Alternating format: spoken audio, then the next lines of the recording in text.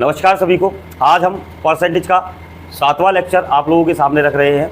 ये भी मिक्सअप क्वेश्चनों पर रहेगा प्यारे बच्चों, और जैसे क्वेश्चन अपन टाइप बाय टाइप करते हुए आ रहे हैं वो सारे टाइप्स आगे भी आपको ऐसे ही मिलने वाले हैं कि इसमें और कितना क्वेश्चन वेरिएशन बनाने वाला है परसेंटेज। तो सभी बोर्ड पर ध्यान दें और जुड़े रहे मेरे साथ इस टॉपिक से। अगला प्रश्न कल के लेक्चर के बाद जो आने वाला है सामने है। इसमें दिया गया है चीनी के भाव में 25% की कमी हो जाने पर एक आदमी 360 रुपये में 4 किलो चीनी अधिक खरीद सकता है। चीनी का प्रारंभिक मूल्य कितना था? प्यारे बच्चों, चीनी का मूल्य पहले कुछ था, बढ़ने के बाद नया कुछ आ गया होगा। तो इसमें क्या करता है, वो दोनों पे क्वेश्चन बनाता है। या तो चीनी का नया भाव पूछ लेता है आपसे, यानी कि किसी भी वस्तु का, या आपसे पुराना भाव पूछ लेता है। इसमें जो उसने करने के लिए कि हमें हिंट दी है, वो हिंट हमें यहाँ से पकड़नी है। देखो, उसने हमसे एक बात बोली है बेटा, उसने हमसे बड़े प्रेम पूर्वक बोला है 4 केजी चीनी एक्स्ट्रा खरीद लेता है जब रेट कम हो जाती है। आपने ये वाला अनुभव अपने बचपन काल में ज़रूर लिया होगा।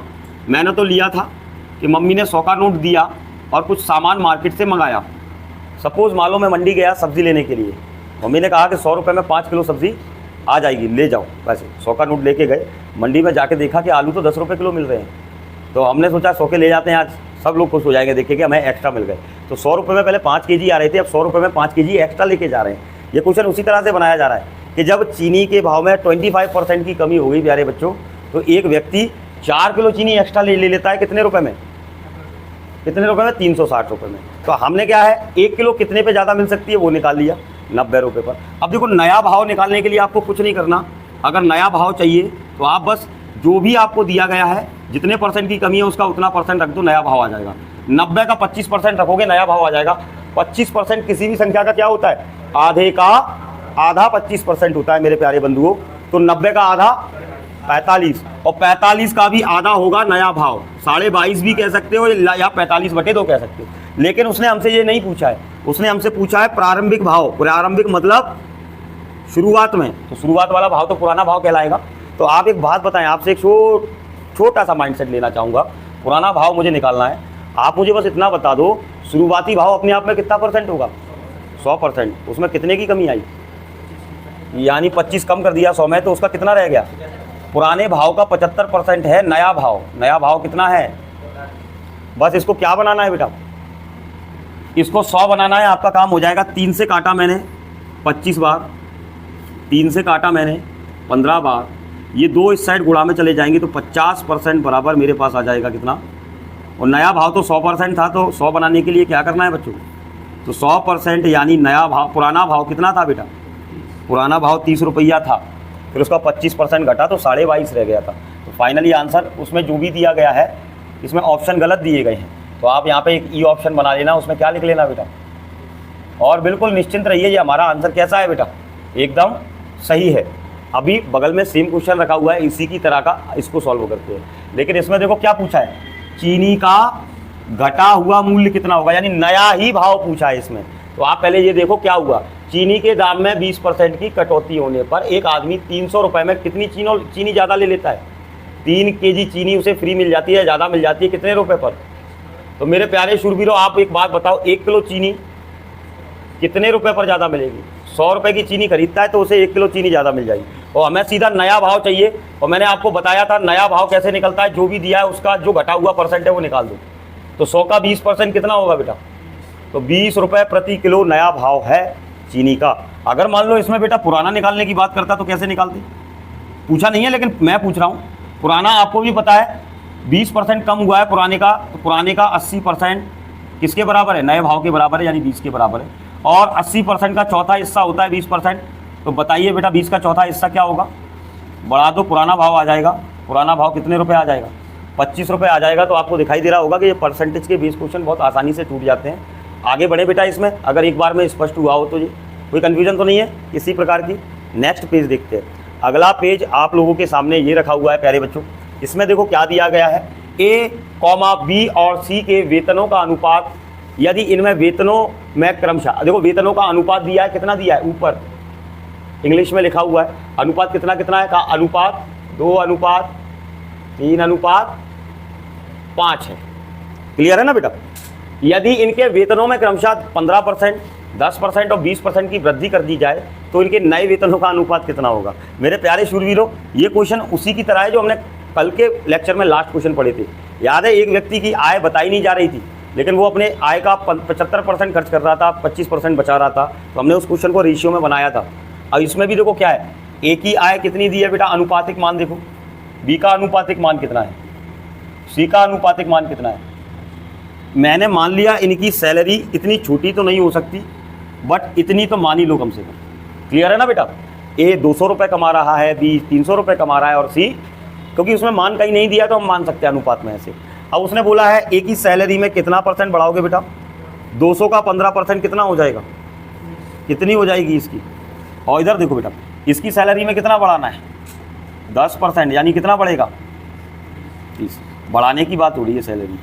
और सी की सैलरी में कितना बढ़ेगा बेटा, 20%, यानी इसका 10% 50 दूनी, तो फाइनली नई सैलरी कितनी आ जाएगी, 230, 300, 600। अब नई सैलरी का अनुपात पूछा है, तो मेरे प्यारे बंधुओं, नई सैलरी में जो अनुपात आएगा वो 23:33:60 होगा।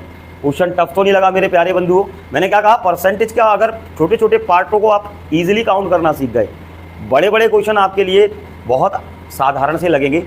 ये प्रश्न भी बड़ी आसानी से आपको समझ आया होगा, आशा करता हूँ। अगले प्रश्न की ओर आगे बढ़िएगा। बालू की एक बोरी का वजन 40 किलोग्राम है, जल्दी में इसे 40.8 किलोग्राम तौला गया। सही वजन कितना था और गलती से इसको कितना तौल लिया गया, तो आप बताइए इसमें गलती कितने की हुई प्यारे बच्चों, 0.8 की गलती हुई है। कितने पर हुई है गलती है, 40 पर। परसेंटेज में गलती को जानना है तो परसेंटेज में कन्वर्ट कर दो। ये त्रुटि % आ जाएगा बेटा आपका। त्रुटि % कितना आ रहा है बेटा, देखो जरा,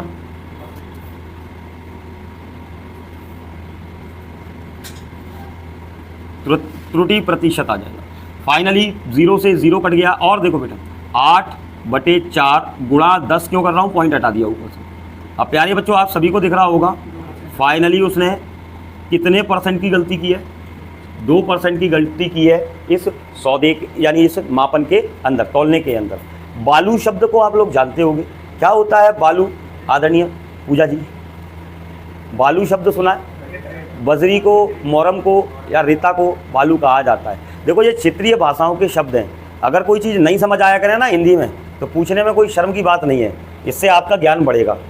तो आप लोग पूछा करो, कोई शब्द चाहे हिंदी में आए या इंग्लिश में ऐसा आ जाए जो आपको समझ नहीं आ रहा है तो आप पूछ सकते हो। अगला प्रश्न पे चलते हैं बच्चों, नेक्स्ट पेज पर। अगला पेज आप लोगों के सामने है और इसमें दिया गया है, कृपया ध्यान दीजिएगा।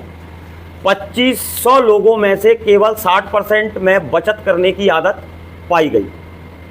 यदि उनमें से 30% बैंक में बचत करते हैं, 32% डाकघर में बचत करते हैं और शेष शेयरों में बचत करते हैं, तो कुल शेयर धारकों की संख्या ज्ञात कीजिए। बेटा एक बात बताओ, जरा ध्यान से देखो, आप सभी से मैं एक क्वेश्चन पूछना चाहूँगा। टोटल कितना दिया है, 2500 है। इस 2500 का सिर्फ 60% लोग बचत करते हैं। 60% लोग बचत करते हैं, तो कितना निकल के आएगा इसका 60%, 1500। ये कौन है बेटा, बचत करने वाले। और इन बचत करने वालों में से आप जरा ध्यान से देखो, उसने कहा है 30% काय में बचत करते हैं, बैंक में। 32% काय में करते हैं, पोस्ट ऑफिस में करते हैं बेटा। शेष काय में करते हैं, बेटा, शेयर में बचत करते हैं। टोटल बचत करने वाले अपने आप में कितना % होंगे, 100%। 100% होंगे तो शेयर में बचत करने वालों की संख्या कितनी आ गई, क्लियर है ना बेटा। तो आपको यही संख्या चाहिए कि आपको 1500 हैं बचत करने वाले, उसका 38% है शेयर में बचत करने वाले। 38% बोले तो 15 का 8 गुना 120 का शून्य हासिल 12, 15 × 45, 45 और 12। तो बताइएगा कितने लोग शेयर में बचत कर रहे होंगे।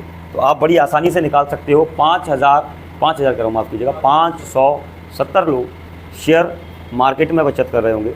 अब प्यारे बच्चों नेक्स्ट क्वेश्चन पर आगे बढ़ा जाए, अगर ये आपको तकलीफ नहीं दे रहा हो तो।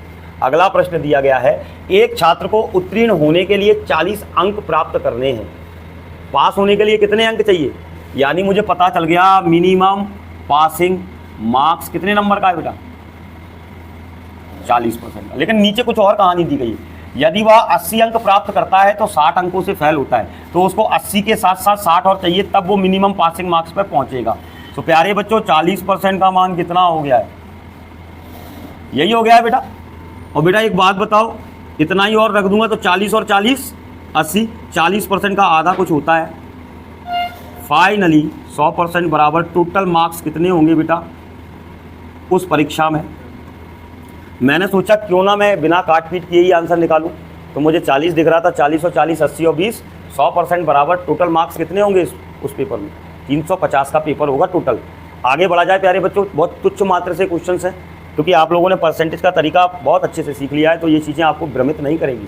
अगला प्रश्न, एक पेन की कीमत 20% की वृद्धि होने पर उसकी कीमत 20 रुपये हो जाती है। अब बेटा ये सोचने वाली बात है कि कोई भी पेन की कीमत शुरुआत में कितना % होगी, उसमें 20% की बढ़ोतरी कर दो, तो अब नई कीमत 120% है, जो किसके बराबर है बेटा? 20 के बराबर है। क्लियर है? अब आप सोचो इसमें 12 से भाग दे दो बोथ साइड, और एक एक शून्य बढ़ा दो, एक एक क्या बढ़ा दो। तो ऐसा करने पर आपको पुराना वाला भाव के दर्शन हो जाएंगे। पुराने वाले भाव के दर्शन मुझे हो गए। पुराना वाला भाव आ गया 200/12, एक पेन की पुरानी कीमत, यानी कि ये बढ़ोतरी नहीं होती तो पहले कीमत कितनी थी? 200/12। अब उसने देखो क्या पूछा है, तदनुसार वृद्धि से पहले ऐसे 1 दर्जन पेनों की कीमत कितनी होगी। भैया 1 दर्जन की बात कर रहा है तो तुरंत में जा मैं काय से गुणा कर दूँ? ये काय के लिए किया है? दर्जन में 12 पेन होते हैं, तो बताओ बेटा 12 पेनों की कीमत कितने रुपए थी? पहले 200 रुपया थी, और यही प्रश्न उसने पूछा है। समझ आ गया प्यारे बच्चों? एक एक तथ्य को अपने परसेंटेज तरीके से ही जमाना है डायरेक्ट, और बहुत आसानी से टूट जाएगा। मैं अगर इनमें लॉजिक सूत्र रटाऊंगा तो बहुत फालतू का काम होगा, इसमें कुछ करने की आवश्यकता नहीं है। अगला प्रश्न देखिएगा, बिजली के बिल पर नियत समय के भीतर भुगतान करने पर 15% की छूट दी जाती है। तदनुसार यदि किसी व्यक्ति को नियत समय पर अपने बिल का भुगतान करने पर 54 रुपये की छूट मिलती हो तो उसका बिल ज्ञात कीजिए। तो प्यारे बच्चे जरा ध्यान दो, उसको डिस्काउंट कितने % का मिलेगा? टाइम पर बिल भर देगा तो, और उसने लो भर दिया टाइम पर बिल, और उसे डिस्काउंट कितने रुपए का दे दिया, यानी दोनों डिस्काउंट आपस में बराबर होंगे। अब आप देख पा रहे होंगे मैं 3 से काट रहा हूँ, कितनी बार कट रहा है? मैं 3 से काट रहा हूँ, कितनी बार कट रहा है? 5% का मान 18 है तो 10% का मान डबल होगा, 36 होगा। 100% के लिए एक एक बिंदियाँ और बढ़ा देना, यानी उसका बिल कितने रुपया का था भैया? 360 रुपया का बिल था उसका। तो प्यारे बच्चों बताओ ये टफ पड़ रही है क्या? अगले पेज पर आगे बढ़ा जाए अगर आप लोगों की अनुमति हो तो। चलिए नेक्स्ट पेज देखते हैं। अगला पेज ये रखा हुआ है, और इसमें आप स्वयं देखिएगा, इसमें दिया गया है कोई आदमी अपनी मुद्रा का 20% खो देता है। कोई आदमी अपनी मुद्रा का 20% क्या कर देता है? खो देता है। यहाँ तो मुद्रा पूरी ही खोती है, जब खोती है 10-20% का खेल होता ही नहीं है, या तो जेब में रखे सारे जाएंगे या एक भी नहीं जाएगा। लेकिन ये व्यक्ति बड़ा विचित्र है, इसने कितनी मुद्रा खोई है? अपनी 20%। शेष मुद्रा का 25% खर्च करने के बाद उस पर कितने रुपए बचते हैं? आप ज़रा ध्यान दो, शेष शब्द का प्रयोग हो रहा है, तो उसके पास टोटल मुद्रा कितनी मान लूँ बेटा? टोटल मुद्रा जो थी उसके पास वो थी 100%, उसमें से उसने खो दिया किसको? 20% को, यानी 20 घटा दो, कितना बचा? अब शेष का 25% वो कर रहा है खर्च। 25% आधे का आधा, इसका कितना हो जाएगा? 25%। ये खर्च कर दिया उसने, कितना रह गया उसके पास? 60% बराबर कितना? आप सभी जानते हैं बेटा, 6 से काटूंगा 10 आएगा, 6 से इधर भी काटना पड़ेगा। तो आप बताएं बेटा, शुरुआत में उसके पास मुद्रा कितनी थी? शुरुआत में उसके पास मुद्रा 800 रुपये की थी। तो मुझे उम्मीद है आपको अच्छे से समझ आया होगा प्यारे बच्चों, सभी को क्लियर है या नहीं? अगले प्रश्न की, और आपको ये भी दिख रहा होगा इसमें कहीं बिल्कुल भी टेंशन नहीं है, बड़ी आसानी से अरेंज होने लगते हैं। अब तो आप लोगों को परसेंटेज में काफ़ी आगे निकाल चुका हूँ मैं, अब तो ये छोटी छोटी चीज़ें आपके लिए बहुत ईजी बन रही होंगी। आप एक बार इनको रखना सीख लोगे, क्वेश्चन आपके बहुत आसान हो जाएंगे। इसमें देखो, किसी अभ्यर्थी को किसी परीक्षा को पास करने के लिए 40% अंकों की आवश्यकता होती है। सभी प्रश्नों के अंक समान हैं। कोई अभ्यर्थी कुल प्रश्नों में से 15 प्रश्नों पर प्रयास करके 10 सही उत्तर प्राप्त करता है, उसके परीक्षा में कितने प्रश्न हैं? देखो नॉर्मल सी बात है, उसने क्या कहा है कि किसी अभ्यर्थी को एक परीक्षा पास करने के लिए 40% अंकों की आवश्यकता पड़ती है। सभी प्रश्नों के अंक समान है। कोई अभ्यर्थी कुल प्रश्नों में से 15 प्रश्नों पर प्रयास करके 10 सही उत्तर प्राप्त करता है, उस परीक्षा में कुल कितने अंक हैं। अब इस क्वेश्चन को थोड़ा इंग्लिश में भी पढ़ेंगे।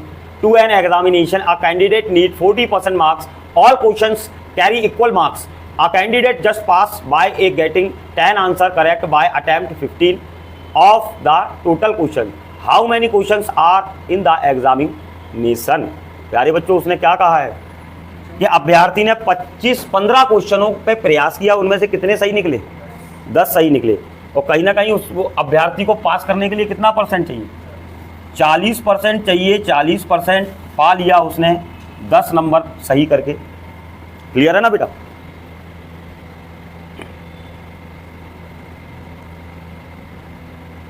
बीस % क्या होता है 40% का। तो बबुआ उस परीक्षा में टोटल प्रश्न कितने थे, उस परीक्षा में टोटल प्रश्न 25 थे। कोई डाउट प्यारे बच्चों। अब आप कहोगे सर ये 15 का क्या किया, 15 किए हैं, सही कितने हुए हैं, उतने से ही पास की होगा ना वो। तो फाइनली प्यारे बच्चों ये 15 सिर्फ भ्रमित करने का जाल था। आते हैं अगले प्रश्न के पेज पर, ज़रा ध्यान दीजिएगा इसमें क्या दिया गया है। एक कक्षा में लड़कों की संख्या लड़कियों की संख्या से 12% अधिक है। लड़कों की संख्या लड़कियों की संख्या से 12% अधिक है। लास्ट में पूछा है लड़कों की संख्या का लड़कियों की संख्या के साथ अनुपात कितना होगा। 4 से काटा तो बताओ बेटा लड़कों की संख्या का लड़कियों की संख्या के साथ अनुपात कितना होगा। 28:25। लड़कियों से 12% बढ़ते हुए दिख रहे हैं लड़के या नहीं। तो बेटा अपना 100% का नज़रिया हर जगह यूज़ हो सकता है, बस उसको सही तरीके से प्रयोग करना आना चाहिए। आई होप आप लोगों को बहुत शानदार तरीके से ये चीज़ें समझ में आ रही हो। अगला देखिएगा बेटा, किसी पदार्थ का मूल्य 8 प्रति किलो से बढ़कर 10 रुपये प्रति किलो हो गया। यदि उस पर होने वाला खर्च ना बढ़ाया जाए तो खपत कितने % कमी की जाएगी। बेटा ये क्वेश्चन मैंने बहुत अच्छे से करा दिए हैं आपको कि पहले वैल्यू बढ़ जाए फिर वैल्यू घटाने की बात करें तो बढ़ा हुआ भाव नीचे कितना कम करना है कि उतना ही हो जाए, वो ऊपर मल्टीप्लाई बाय, यही सिखाया था बेटा। यानी ये दोनों आपस में क्या हो जाएंगे, डिविजिबल हो जाएंगे। एम आर राइट या रॉन्ग। अब आप बताइएगा कितना % कम करना पड़ेगा उसे, 20% कम करना पड़ेगा। क्लियर है। 8 से बढ़ के 10 हुआ ना, तो बढ़ा हुआ भाव 10 है, उसमें कितना कम कर देंगे खर्चा ना बढ़े, 2 कम कर दो तो 8 ही रह जाएगा। तो 2 कितना % का, उतना प्रतिशत हमें कम करना पड़ेगा। तो 20% हमारा डायरेक्ट में क्या हो गया प्यारे बच्चों, आंसर हो गया। अरे बेटे मुझसे पूछ, फीस मैं ले रहा हूँ तुझसे, राठौर साहब नहीं। क्या समस्या है बता, आ गया। और इतना शर्माते हैं, कैसे सीखेंगे ये लोग बताओ। चलिएगा आगे बढ़ते हैं। अगला पेज आप लोगों के सामने रखा हुआ है, इसमें दिया गया है पूजा, आपका नाम आ गया। पूजा ने अपनी नौकरी एक निश्चित मासिक वेतन और नियत वार्षिक वृद्धि से शुरू की। यानी पूजा समझदार है, उसने एक महीने की एक निश्चित सैलरी भी बांध ली और साल में एक वृद्धि का कॉन्ट्रैक्ट भी कर लिया। क्लियर है ना। तो ऐसी नौकरी सबको करनी चाहिए। यदि उसका वेतन नौकरी के 3 साल बाद 4200 रुपये और 8 साल बाद 6800 रुपये था तो उसका प्रारंभिक वेतन और वार्षिक वेतन वृद्धि क्या है। बेटा इसमें वेतन जरूर कम दिया है पूजा का, इस बात से पूजा को थोड़ा दुख जरूर होगा, अन्यथा उसने कॉन्ट्रैक्ट तो बहुत सही किया। क्या किया कि भैया साल में वृद्धि भी होगी, साथ में एक निश्चित सैलरी मासिक होगी। अब प्यारे बच्चों एक काम करते हैं, ज़रा ध्यान दो। अब हमारी पूजा की बात आ रही है तो सैलरी बढ़ा देते हैं। हाँ, पूजा को लगना चाहिए कि उसने मेहनत की है। अब सही है। अब मैंने सब में 1-1 0 बढ़ा दिए। अब ज़रा ध्यान देना, इस क्वेश्चन को करने का प्रयास करते हैं। पहले उसने बोला है कि 3 साल बाद, ज़रा ध्यान से देखो, 3 साल के बाद उसकी सैलरी कितनी हो जाएगी, 42,000 हो जाएगी आज के अनुसार। और 8 साल में उसकी सैलरी कितनी हो जाएगी, 8 साल में उसकी सैलरी 68,000 हो जाएगी। इसका तात्पर्य ये है प्यारे बच्चों, जो अंतर है 5 साल का, उसमें 5 साल में कितने रुपए बढ़ाए गए।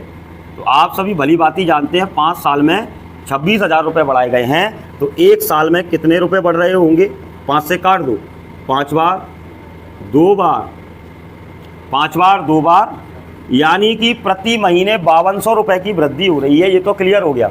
अब एक बात बताओ बेटा, एक साल में 5200 बढ़ रहे हैं, 2 साल में कितने बढ़ेंगे, 10,400, 3 साल में कितने बढ़ेंगे, 15,600। तो 3 साल में टोटल सैलरी कितनी हुई थी, 42,000। इसमें 3 साल की वृद्धि को घटा रहा हूं तो वार्षिक सैलरी कितनी है शुरुआत में, ये भी पता चल जाएगा।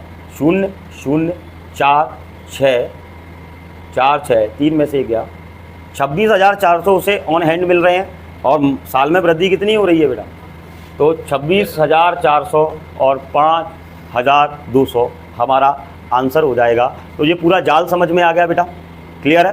हालांकि जो लिखा था उससे भी आंसर वैसा ही आता। शून्य बढ़ाने का मतलब है थोड़ा आज के आधुनिक युग की सैलरी बनाओ ना यार। क्या ये सैलरी तो आज़ादी से पहले की लग रही है देखने में? कोई दिक्कत तो नहीं बच्चों? समझ 15,600 ऐसे आया, एक साल में कितना बढ़ रहा है? वृद्धि कितनी है? आप कहोगे एक साल में इतनी है, तो 3 साल में कितनी वृद्धि हो जाएगी? तो 15,600 इसमें से कम कर लो, सैलरी पता चल जाएगी उसकी शुरुआत में कितनी थी, 26,400। तो भाई पूजा इससे संतुष्ट है 26,400 से? हाँ, इसमें क्या संतुष्टि है? आज के डेट में एक सामान्य ग्रेड पे भी कितना चल रहा है? क्यों भाई सर? अभी 8वां लगा नहीं है, 7वां तो चल रहा है, 7वां ही चल रहा है। अब इनको वैसे भी ग्रेड के हिसाब से कर दिया, ग्रेड 1 ग्रेड 2 बोलने लगे हैं। जो वेतन आयोग था ना उसको खत्म कर दिया, 6ठा 7वां। अब तो ग्रेड 1 ग्रेड 2 ग्रेड 3 के हिसाब से सैलरी को कहीं ना कहीं दर्शा रहे हैं। चलिए बेटा, ग्रेड पे कितना है? 2400, 2600, 3800, ये ग्रेड पे चालू कर दिए हैं अब। हाँ जी, तो अगला देखिएगा, इसका हिसाब बताऊंगा एक आध दिन फुर्सत में, है ना? आप चिंता मत करो, मैं समझ रहा हूँ आपकी जिज्ञासा, सारी चीज़ें समझा दूंगा। पहले इस पर आ जाओ बेटा। इसमें दिया हुआ है अब अगले प्रश्न में, ए एक वस्तु बी को 20% लाभ पर बेचता है, बी उसे सी को 25% लाभ पर बेचता है। तदनुसार यदि सी उस वस्तु को 1200 रुपए में दे तो उस वस्तु का आरंभिक लागत मूल्य कितना था? देखो बेटा, इसमें बहुत बड़ा खेल है, एक दूसरे को ही बेच रहे हैं, तो जरा ध्यान दो। मान लो ए को स्टार्टिंग में ये 100% में पड़ी होगी, लेकिन ए ने क्या किया, 20% प्लस कर लिया, यानी कितना प्लस कर दिया? 20 प्लस कर दिया, और 120 में किसको टिका दी? ये हमारी भाषा में टिका देना यानी बेच देना होता है। टिकाने का मतलब होता है कुछ ऐसी वस्तु जो सही ना हो उसको बेच दिया जाए, या लाभ पर कोई चीज़ निकाल दी जाए, बेच देना। तो प्यारे बच्चों ज़रा ध्यान देना, बी को कितने में बेचा? लेकिन बी भी चतुर है, बी उसे सी को 25% के फायदे पर बेच रहा है। 25% आपको भी पता है, किसी भी संख्या को 2 बार आधा कर दो उसका 25% आ जाता है। 120 का आधा 60, 60 का आधा 30 का फ़ायदा लिया, और उसने किसको बेच दिया? अब देखो सी कहाँ पहुँच चुकी है, सी की रेट। लेकिन सी भी क्या है बेटा, सी इसके लिए कितने रुपए दे रहा है बंधु? 1200 रुपये दे रहा है। तो 150% का मान है 1200। आप सभी जानते हैं 50% कम कर दूंगा तो काम हो जाएगा 50%। एक बात बताओ बेटा, 150% 1200 है, 50% के कितने हिस्से? 3 हिस्से। ऐसे ही 1200 के 3 हिस्से कर दो, 400 हो जाएगा, यानी 50% का मान 400 है, इसे घटा दो। तो आपको भी पता है 100% था स्टार्टिंग में मूल्य, जो किसके बराबर है बंधुओं? तो मेरा परसेंटेज का तरीका कराने का यही है। मैं परसेंटेज में आपको सिर्फ एक गेम सा खेलना सिखाना चाहता हूँ, मैं सरदर्द नहीं देना चाहता। तो आप बताएं, इसमें कोई लॉजिक यूज़ किया अपन ने? नहीं किया। संतुष्ट हैं सभी लोग? तो बोलो हाउ। आगे बढ़ते हैं, अगला पेज देखिएगा। अगले पेज पर ये 2 क्वेश्चन और दिए हुए हैं। इसमें दिया गया है पानी में 14 सही 2/7% नाइट्रोजन है, और शेष क्या है बेटा? शेष क्या है? ऑक्सीजन है। तो 350 ग्राम पानी में कितनी ऑक्सीजन है? प्यारे बच्चों एक बात बताओ, टोटल ऑक्सीजन अपने आप में कितना % होगी? जिसका मान दिया है कितना, यही दिया है। इसमें से उसने क्या कहा है, इसमें हाइड्रोजन कितनी है? 14 सही 2 बटे, बेटा 100 में से 14 गए तो बचे कितनी? 14 गए, 86। एक और कम कर दो, 85। 7 में से 2 हिस्से इधर हैं, हमें इसका मान चाहिए। तो प्यारे बच्चों घबराए ना, पहले इधर देख लो, 14 सत्ते कितना होता है? 98, और 2 100% का 7वां हिस्सा हाइड्रोजन है, यानी 350 है 100%। इसका 7वां हिस्सा बोले तो 50। ये हो गया क्या बेटा? शेष क्या बचा होगा? 350 माइनस 300 ग्राम क्या बचा हुआ है? 300 ग्राम ऑक्सीजन बचा होगा। क्लियर है ना? जब हमने हाइड्रोजन की संख्या निकाल दी टोटल में से, तो बचा हुआ क्या है? समझ आया प्यारे बच्चों? नेक्स्ट क्वेश्चन पर चर्चा कर लेते हैं। यहाँ पे देखो, ये अच्छा क्वेश्चन दिया। आप देखो, सब मिसलेनियस क्वेश्चन है एक तरह से, हर बार टाइप नहीं बनेगा, आपको कंडीशन के अनुसार बनेंगे, क्योंकि हम बहुत आगे पहुंच चुके हैं टॉपिक में।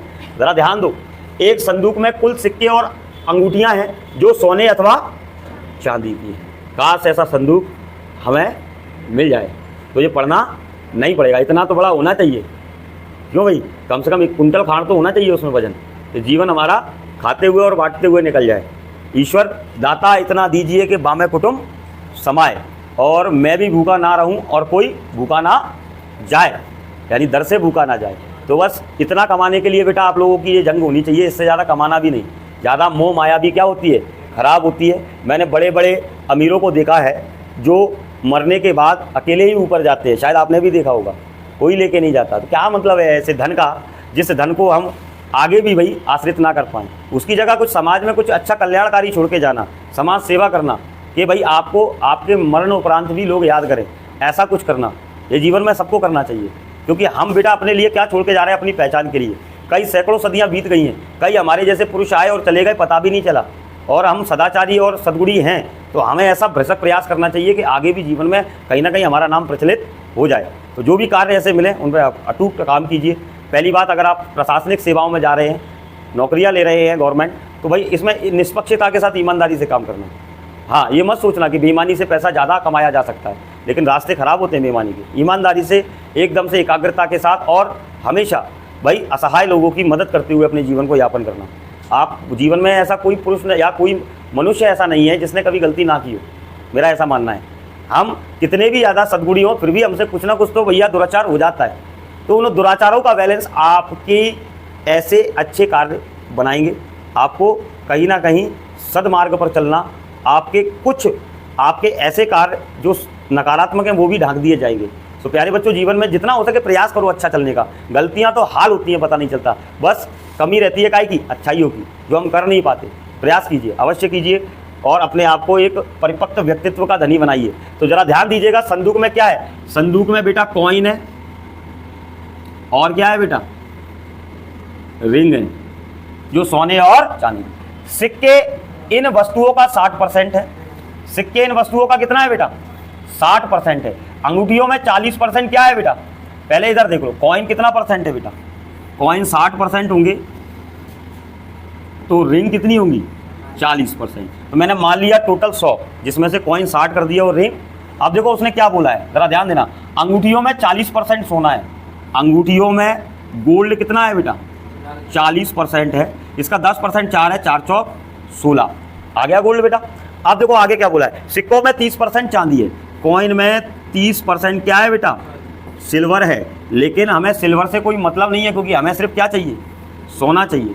आप सोचो ना, आपके सामने एक संदूक पड़ा हो जिसमें सोना भरा हो और चांदी भरी हो, और इस क्लास में लूट पड़ जाए, सभी को लूटना हो, तो सबका टारगेट क्या होगा, सोना ही होगा। तो प्यारे बच्चों जरा ध्यान दीजिएगा। हाँ, इसकी गारंटी नहीं है आकाश की, वो चांदी लेके भी जा सकता है, ज़रा ध्यान देना प्लीज़, सभी लोग ध्यान दो इस पर। अब 70% गोल्ड है इसके अंदर, 70%, 6 सत्ते 42। बेटा टोटल सोना पूरे में कितना हो रहा है, तो आप कहोगे सर टोटल सोना 58 हो रहा है, 58% हो रहा है, क्योंकि टोटल 100 को काउंट करेंगे तो पूरा सोना कितना प्रतिशत है, 58% है दोनों में सोना। क्लियर है, टफ तो नहीं लगा सर, बड़ी आसानी से अरेंज हो गया। अब आगे बढ़ते हैं नेक्स्ट पेज पर, जिसमें हमारे सामने फिर से वही क्वेश्चन रिपीट हो गया है। कौन सा क्वेश्चन रिपीट हो गया है, जरा गौर से देखो। हमारा क्वेश्चन नंबर 70 रिपीट हो गया है। फिर से कौन सा क्वेश्चन रिपीट हो गया है, इस पर लिख भी देते हैं। ये क्या है बेटा, रिपीट है, कौन से नंबर का, आंसर भी याद है मुझे तो। क्लियर है बच्चों, कराना आवश्यक तो नहीं है। अगला देखो बेटा, इसमें दिया है पी एक कंपनी के 2/3 शेयरों का मालिक है और शेयर क्यू तथा आर में बराबर वितरित है। तदनुसार यदि प्रत्येक शेयर को लाभ में 5% से 7% तक की वृद्धि हो तो पी को 800 रुपये अतिरिक्त मिल जाते हैं। प्यारे बच्चों एक चीज़ जरा समझो, पी 2/3 शेयरों के मालिक हैं, क्लियर है, तो क्यू और आर दोनों मिलकर 3 में से 1 शेयर के मालिक होंगे। क्लियर है ना बेटा, 3 में से कितने शेयर के मालिक होंगे, 1 शेयर के मालिक होंगे। अब आप एक नॉर्मल सी चीज़ देखो बेटा, शेयर का लाभ 5% से कितना हो गया, इसका मतलब कितना परसेंट बढ़ा, 2% बढ़ने पर पी को कितने रुपए मिले, 800। पी के पास हम सबको दिख रहा है 2 हिस्से हैं और क्यू के पास, आर के पास 1 हिस्सा है। 2 हिस्से में कितने बढ़े, 800 बढ़े हैं, तो 1 हिस्से में कितना बड़ा होगा, यहाँ पे भी 2% बराबर कितना बड़ा होगा, 400 बड़ा होगा। प्यारे बच्चों क्लियर है, चाहे इससे सॉल्व कर लेना चाहे इससे सॉल्व कर लेना, काम हमारा हो जाएगा। उसने देखो क्या बोला है, तो पी को 800 रुपये मिले। अंत अतः इन शेयरों में आर का निवेश कितना था। तो प्यारे बच्चों जरा गौर से देखो, अगर मैं इसकी बात करूं या इसको छोड़ ही दो, अभी इस पर चर्चा नहीं करनी, यहाँ तक तो क्लियर है ना बेटा। तो आपको पता है इसमें 50 गुना करने पर मुझे 100% का मान प्राप्त हो जाएगा। तो आप सभी को दिख रहा होगा 100% बराबर टोटल निवेश कितना आ गया बेटा, कितना आ रहा है 8 पंजे 40 और 3 जीरो 40,000 आ गया बेटा। तो पी का निवेश कितना है भैया 40,000 है। 40,000 में कितने हिस्से हैं, 2 हिस्से हैं। तो एक हिस्से का मान कितना होगा 20,000 होगा। और 20,000 में कौन कौन है बेटा, पी और क्यू, कितने लोग। तो एक लोग का हिस्सा बताओ भैया, एक लोग का हिस्सा 10,000 रुपये होगा, क्योंकि दोनों के हिस्से कैसे थे, बराबर करने हैं इसमें। तो फाइनली आपका जो हिस्सा आएगा आर का वो 10,000 रुपये। अगर क्यू का भी पूछता तो भी क्या होता 10,000। अगर गलती से पी का पूछ लेता तो सामने रखा है, निकाल के रख दिया है 40,000। कोई आपत्ति तो नहीं प्यारे बंधुओं। बहुत सुंदर, आगे बढ़ा जाए। प्रश्न जैसा दिया गया है उसमें भाषा में बहुत अच्छी जटिलताएं दर्शाई गई हैं, लेकिन आप गौर से देखो क्वेश्चन की लाइन को कैसे पकड़ना है। इधर देखो भाई, इस क्वेश्चन में बोला गया है 5 प्रश्नों की एक परीक्षा में 5% विद्यार्थियों ने सभी के उत्तर दिए, लेकिन 5% ने किसी का भी उत्तर नहीं दिया। टोटल संख्या कितनी हो गई 10% संख्या हो गई। क्लियर है ना। और उसमें से फिर उसने बोला तथा शेष का, जैसे ही शेष शब्द बोल दिया तो आपके समझ में आ गया होगा जो शेष बचा है। शेष का 25% ने एक प्रश्न का उत्तर दिया और 20% लोगों ने 4 का उत्तर दिया। तो 25 और 20 45% लोगों ने अब उत्तर दे दिए। क्लियर है ना बेटा। बाकी के बचे शेष 396 विद्यार्थी। तो प्यारे बच्चों एक बात बताओ, 100% पर मैं सबसे पहले 45% घटा देता हूँ। यहाँ शेष नहीं होता, वहाँ जुड़ जाते हैं टोटल, याद है ना। ये खर्चे जैसे को आए जैसा क्वेश्चन है। तो 55 बचा। अब 55 में से क्या और घटेगा 10% कितना होगा इसका। 55 में से 5.5 गए तो 49.5 बचे। इतना परसेंट छात्र बचे हैं जिन्होंने 2 से 3 प्रश्नों का उत्तर दिया है, जिनकी संख्या 396 है। प्यारे बच्चों 99 का कितने गुना होता है, 99 का कितने गुना होता है, 99 का 4 गुना होता है। और 99 49.5 का डबल होता है। नहीं आया समझ में भैया। 49.5 का 1 गुना और ये 99 का 4 गुना है, तो 49.5 का 8 गुना होगा। फाइनली 1% बराबर बेटा कितना आ गया, फाइनली 100% बराबर टोटल स्टूडेंट कितने थे 800 थे। थोड़ा सा मैंने क्या कहा बड़ा करो, छोटा छोटा नहीं। 49 का डबल क्या होता है 98, 49.5 का डबल 99। 99 से ये 4 बार कटती है तो उसके आधे से 8 बार कटेगी, तो वो सिंगल बार कट गया। हमने डायरेक्ट ही काट दिया बिना किसी उलझन के। आंसर हमारे सामने प्रत्यक्ष रूप से पड़ा हुआ है। अगर नहीं समझ रहे हो तो आप ऐसे ना काटते हुए इतना समझ लो, कितने लोग बचे यहाँ पे, इतना ही तो बचा है बेटा। अब इसको इधर सॉल्व कर लेते हैं। 995/10% बराबर कितना दिया है। अब आप स्वयं देख लो बेटा, 5 से काट रहा हूँ, 5 से 2 बार, 5 से काट रहा हूँ कितनी बार, 99 से कितनी बार, 4 बार, 1 बार। एक इधर ही रहने दो, 2 को उस साइड भेज दो। क्लियर है ना बेटा। फिर भी शून्य बढ़ाओगे तो आंसर पाओगे। हमारा आइडिया रॉन्ग।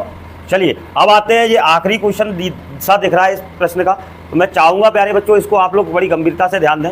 इसमें दिया गया है एक परीक्षा में ए ने बी से 10% अधिक अंक प्राप्त किए, बी ने सी से 5% अधिक अंक प्राप्त किए। यदि सी ने 400 में से 300 अंक प्राप्त किए हों। प्यारे बच्चों ए ने क्या किया, ए ने बी से 10% अधिक अंक प्राप्त किए, लेकिन टोटल कितने लोग हैं। ए ने बी से 10% अधिक अंक प्राप्त किए और देखो बी ने सी से 5% अधिक अंक प्राप्त किए, जबकि सी को 400 में से कितने मिल रहे हैं 300 मिल रहे हैं। तो 300 का 10% कितना दिख रहा है भैया 5%, 15 बढ़ा दो। 315 किसको मिले होंगे, बी को 5% बढ़ा के। अब कितना बढ़ाना है 10%, इसका 31.5 हो जाएगा। कितना हो जाएगा इसका 10%, 31.5। 315 में 31 जोड़ेंगे तो 346.5 हो जाएगा। ए को कितने अंक मिले, तो ए का आंसर यही रहने वाला है। ऑप्शन गलत है बेटा, ये जो भी दिए हैं, ठीक है ना। एक बार इंग्लिश में और पढ़ लेते हैं। In a test A score 10% more than B and B score 5% more than C, C score 300 marks out of 400, then A marks are. बिल्कुल राइट वाइट है बेटा, क्लियर है ना। सी से बी को 5% ज़्यादा देना है और बी से ए को 10% ज़्यादा देना है। अप्रॉक्सिमेट आंसर आप लगाना भी चाहो तो क्या लगा लोगे, लगभग मान लगा सकते हो। एक्यूरेट तो जो दिया है वही है ना, उसमें कोई परिवर्तन होने वाला नहीं है। सो प्यारे बच्चों, ये क्वेश्चन यहीं पर होते हैं क्या, समाप्त। मैं बस एक छोटी सी चीज़ और देखना चाहूँगा, इसमें कितने क्वेश्चन और बचे हैं। क्लियर है? अगर ज़्यादा नहीं है तो फिर आज दौड़ लगा डालते हैं, क्यों परेशान करें। देख लीजिए पेज नंबर कौन सा था अभी, टोटल पेज देख लेते हैं ना कितने हैं। क्या कर रहा हूँ मैं, वैसे यार बचा नहीं है कुछ भी, जो भाई उड़ा दे क्या, अब ज़्यादा कुछ दिख नहीं रहा है मुझे। अब आप इससे आइडिया लगा सकते हो, दो क्वेश्चन एक पेज पे चल रहे हैं और ये 76 चल रहा है, 76 का आधा 38 तक तो पहुँच ही गए हैं और जाना कहाँ तक है, मात्र 10 क्वेश्चन बचे हैं। कल के लिए रुक जाएं, चलिए। सो आज हम इसी प्रश्न पर अपनी चर्चा समाप्त करेंगे और इन सभी प्रश्नों पर आप लोग अच्छे से अध्ययन करें, इन पर कार्य करें। मेरा विश्वास है कि परसेंटेज जितना मजबूत होगा आपका, आगे के जो 4 पार्ट आने वाले हैं वो उतने ही ज़्यादा सरल हो जाएंगे, उनमें भी हमें फॉर्मूला पढ़ने की आवश्यकता नहीं पड़ेगी। तो प्यारे बच्चों, अगर आप लोग वीडियोस के माध्यम से अध्ययन ठीक तरह से कर पा रहे हैं तो कमेंट्स करिएगा, अपने विचार और अपने अनुभव को मुझसे शेयर कीजिएगा। साथ ही साथ प्यारे बच्चों, इन पार्ट्स में आप प्रैक्टिस निरंतर करते रहे, क्योंकि परसेंटेज पे जितना भी मेहनत आप लोग करोगे वही आपकी अन्य आगे वाले टॉपिकों में आपकी सरलता का मार्ग बनेगा। चलिए, बहुत बहुत धन्यवाद, मिलता हूँ अगली वीडियो में। और बच्चों यहीं पर रुकते हैं आज की क्लास को। Thank you. ये डाटा